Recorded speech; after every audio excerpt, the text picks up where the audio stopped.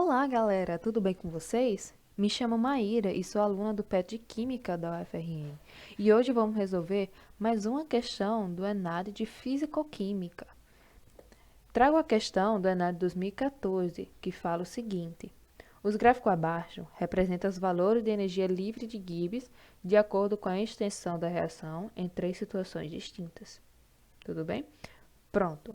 Vamos analisar que a questão deu três gráficos e esse gráfico tem a energia livre de Gibbs no eixo das ordenadas em função da extensão da reação, que está no eixo das abscissas.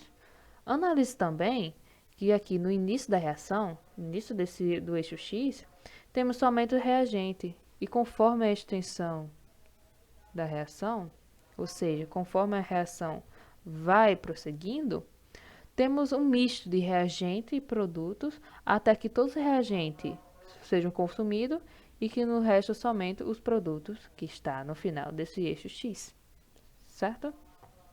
Então vamos analisar as alternativas que essa questão nos traz. Letra A fala que no gráfico 1 a reação é espontânea e os produtos são favorecidos em relação aos reagentes. No gráfico 2, a reação não é espontânea e os reagentes são favorecidos aos produtos. No gráfico 3, os produtos e os reagentes são igualmente favorecidos. Alternativa B. No gráfico 1, a reação não é espontânea e os produtos são favorecidos em relação aos reagentes. No gráfico 2, a reação é espontânea e os reagentes são favorecidos em relação aos produtos. No gráfico 3, os produtos são favorecidos em relação aos reagentes. Nota-se que na alternativa A, B, como no restante das outras alternativas, temos um modelo de resposta, que praticamente ele identifica o gráfico, fala se a reação é espontânea ou não espontânea, e também informa quem é o favorecido na reação, se são os produtos, se são os reagentes, se eles são igualmente favorecidos. Então,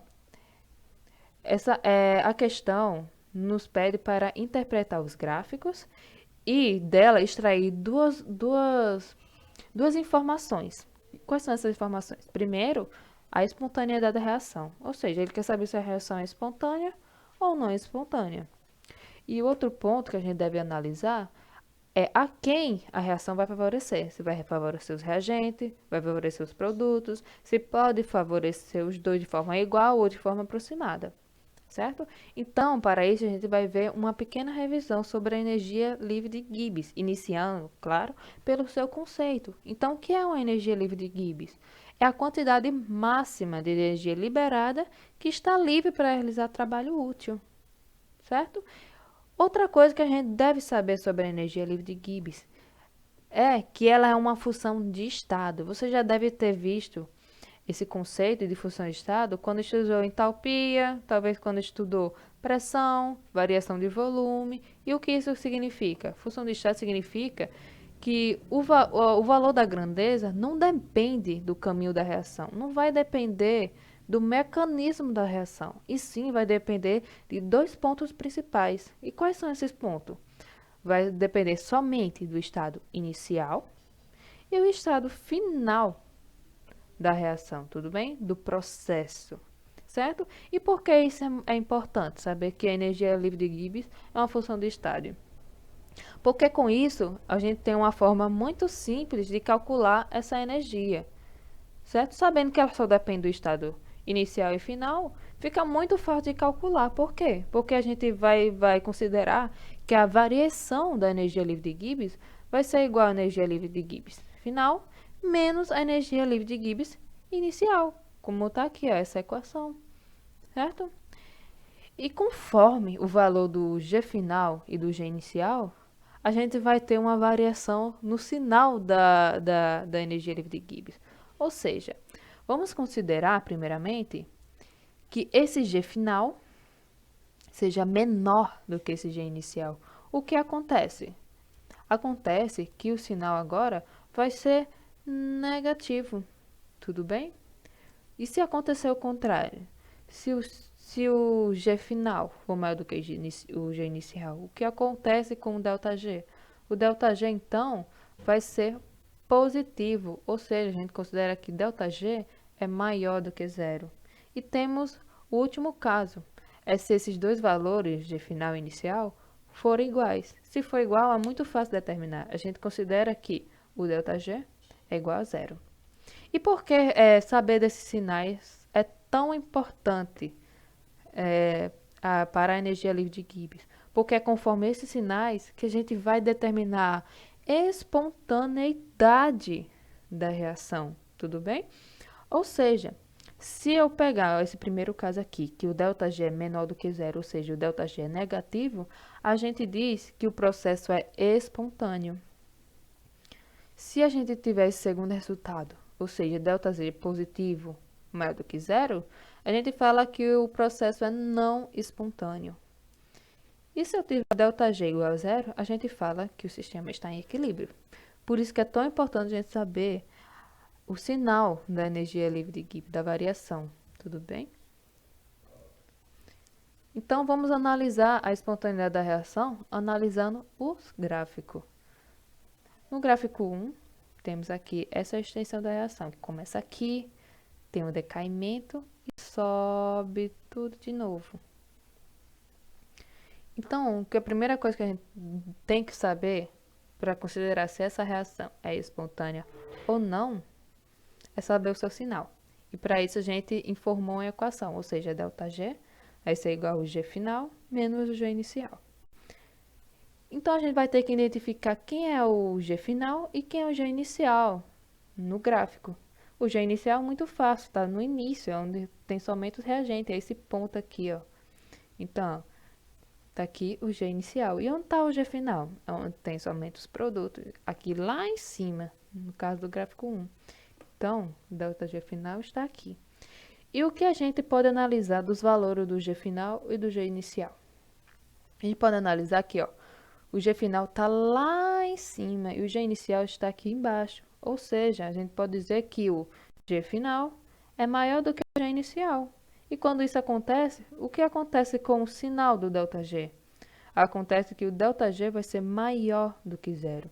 A gente viu que quando isso ocorre, a reação vai ser não espontânea. ΔG positivo, a reação é não espontânea. Caso contrário, no gráfico 2, né? Parece que o gráfico é o inverso do gráfico 1. Temos aqui, ó, a extensão da reação. Começa aqui, vai diminuindo, dá um decaimento, decaimento, chega no ponto mais baixo e cresce só um pouquinho, certo? Então, seguindo a mesma lógica do gráfico anterior, a gente precisa saber o sinal com essa equação. ΔG é o G final menos o G inicial. Onde está o G inicial? O G inicial está aqui, ó, onde tem somente os reagentes, lá em cima. E o G final? Está aqui, ó, no final da reação, onde contém somente os produtos. Então, G final está aqui embaixo. O que acontece com os valores agora? A gente analisa que o G inicial está lá em cima, ou seja, o G inicial é maior do que o G final. E quando isso acontece, temos que o ΔG é menor do que zero. O ΔG fica, então, negativo. ΔG negativo, a gente fala que a reação dessa vez é espontânea, certo? E no gráfico 3, seguindo a mesma lógica, a gente vai usar a mesma equação, ΔG é igual ao G final menos inicial, e identificar onde está o G inicial. Está aqui, ó, início do eixo. E o G final, aqui, ó, no final desse eixo. O que a gente analisa? Quem é maior, o G inicial ou final? O maior é o G final. E quando isso acontece, essa equação vai ficar positiva. ΔG positivo, a gente diz que a reação é não espontânea. Tudo bem? Como a gente já analisou a espontaneidade da reação, falta analisar a quem a reação vai favorecer. Vai favorecer o reagente? Favorece o produto? Pode favorecer os dois? Vamos analisar. Primeiro, vamos ver esse gráfico 1 e vamos prestar atenção na extensão da reação, certo? Aqui os reagentes começam aqui embaixo, na energia livre de Gibbs, e vai diminuindo, diminuindo, até chegar nesse ponto mais baixo. Depois desse ponto mais baixo, a energia livre de Gibbs vai aumentando até chegar no final aqui. O que é importante ressaltar nesse caso? Que esse ponto aqui baixo, mais baixo da curva, que eu vou representar por x, significa que é o equilíbrio químico, certo? Então, sempre lembre, o ponto mais baixo da curva da energia livre de Gibbs é onde está o equilíbrio químico da reação. E o que significa o equilíbrio químico? Significa que a velocidade da reação direta é igual à velocidade da reação inversa. Então, chegando no equilíbrio, chegando aqui no ponto mais baixo, a reação não vai tender a prosseguir para os produtos, vai tender a ficar aqui, porque as velocidades se igualaram.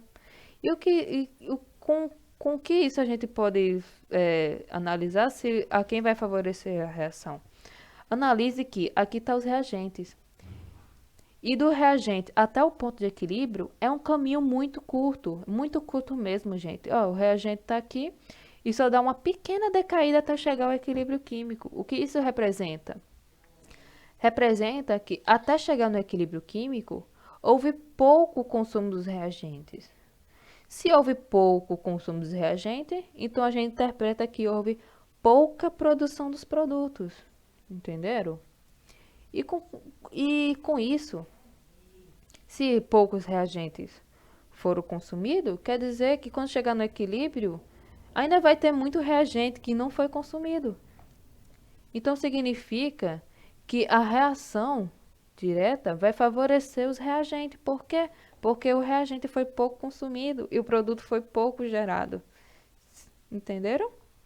Então, no gráfico 1, a reação vai favorecer os reagentes. A mesma coisa no gráfico 2, certo?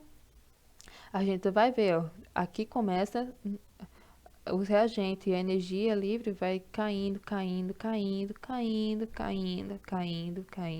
até chegar no ponto mais baixo da curva que a gente viu, que é o ponto de equilíbrio químico, certo? E o que a gente pode tirar nesse gráfico? Tá aqui os reagentes vai sendo consumido, até chegar no equilíbrio. Então a gente viu que os reagentes são muito consumidos, o consumo dos reagentes é muito acentuado. Se eu consumo muito reagente, quer dizer que muito produto é gerado. Essa é a lógica que a gente pega do gráfico. Se muito reagente é consumido, muito produto é gerado. Então, no equilíbrio, a gente vai ter mais produtos que no reagente. Por ter mais produto do que reagente no equilíbrio, a reação vai favorecer os produtos. Entenderam? Então, a gente viu que no gráfico 2, a reação favorece os produtos. Na mesma lógica do gráfico 3. Só que vai ser um pouquinho diferente. Por quê? Porque está aqui, ó, o início da reação se encontra aqui. E os reagentes vai sendo consumido, até chegar nesse ponto da curva, o ponto mais baixo, que é o ponto de equilíbrio. O que significa? Os reagentes vão sendo consumidos e os produtos vão sendo formados na mesma velocidade que os produtos são consumidos e os reagentes são formados. As velocidades da reação direta e inversa se igualam. Certo? Quando isso ocorre, a reação não vai tender nem mais para o produto, nem mais para os reagentes. Tudo bem? Então, o que ocorre nesse caso, diferente do gráfico 1 e o gráfico 2, é que os reagentes vão ser consumidos, mas não vai ser consumido tão acentuado, mas também não vai ser consumido muito pouco, vai ser consumido intermediariamente. Tudo bem? Ou seja, se os reagentes são consumidos relativamente, então vamos ter uma geração, uma formação de produtos relativo também, não muito acentuado, mas nem muito pouco. O que isso quer dizer, gente? Que como houve um gasto intermediário dos reagentes até que a reação atinja o equilíbrio, significa que a reação direta favorece os produtos e o reagente de forma aproximada. Entenderam? O reagente vai ser consumido, mas de forma relativa. E os produtos de forma relativa também vai ser consumido. Então, vai favorecer aproximadamente tanto os produtos como os reagentes. Entenderam? Então, com isso a gente vai concluir que no gráfico 1 a reação é não espontânea e favorece os reagentes. No gráfico 2, a gente concluiu que a reação é espontânea e vai favorecer os produtos.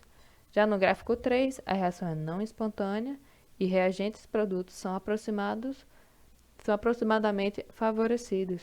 Então, eu juntei essas informações nesse quadro aqui em cima, para assim a gente analisar as alternativas. Tudo bem?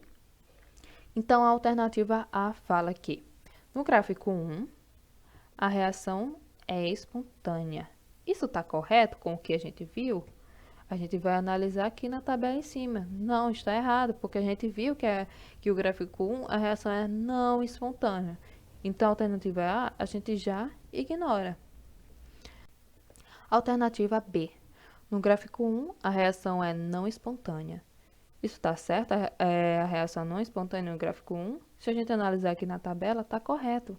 A gente concluiu que a reação não é espontânea. Mas vamos ver o restante da alternativa. Os produtos são favorecidos em relação aos reagentes. Está errado, gente. No gráfico 1, a gente viu que quem é o favorecido é os reagentes e não os produtos. Então, a alternativa B, a gente já considera que está errada. Alternativa C. No gráfico 1, a reação é endotérmica. Isso está certo, gente? Não. A única informação que a gente pode obter do gráfico é sobre a energia livre de Gibbs. E a energia livre de Gibbs nos informa sobre a espontaneidade da reação. Quem vai nos informar se a reação é endotérmica ou exotérmica é a entalpia. Como não tem nada de entalpia nessa questão, eu não posso dizer se aquela reação é endotérmica. Então, só por esse início da alternativa C, a gente já determina que está errado. Então, a gente já desconsidera essa alternativa. Então, a gente vai para a alternativa D. No gráfico 1, a reação não é espontânea. Isso está certo? Está certo se a gente analisar a tabela lá em cima. Os reagentes são favorecidos em relação aos produtos. Os reagentes são favorecidos? São favorecidos no gráfico 1. No gráfico 2, a reação é espontânea. Isso está certo? Está certo. E os produtos são favorecidos em relação aos reagentes. Também está certo, gente, se a gente analisar a tabela que eu organizei lá em cima. No gráfico 3, os produtos e os reagentes são favorecidos de forma aproximada. Isso está correto? Está corretíssimo, gente. Então, a alternativa correta é a D. Tudo bem? Já vimos que a alternativa correta é a letra D, mas para finalizar a questão, vamos analisar a alternativa E, que fala aqui. No gráfico 1, a reação não está em equilíbrio. Perceba-se, não foi esse resultado, não foi essa conclusão que obtemos do gráfico 1. A gente obteve que a reação é não espontânea. Então, de cara, a gente pode descartar a alternativa E. Então, assim concluímos que a alternativa correta é a alternativa D. Se você gostou do vídeo, dê um like aqui embaixo, compartilhe com seus colegas e se inscreva no nosso canal. Aproveite também para nos seguir nas redes sociais do Facebook e do Instagram. Tchau, tchau e até a próxima!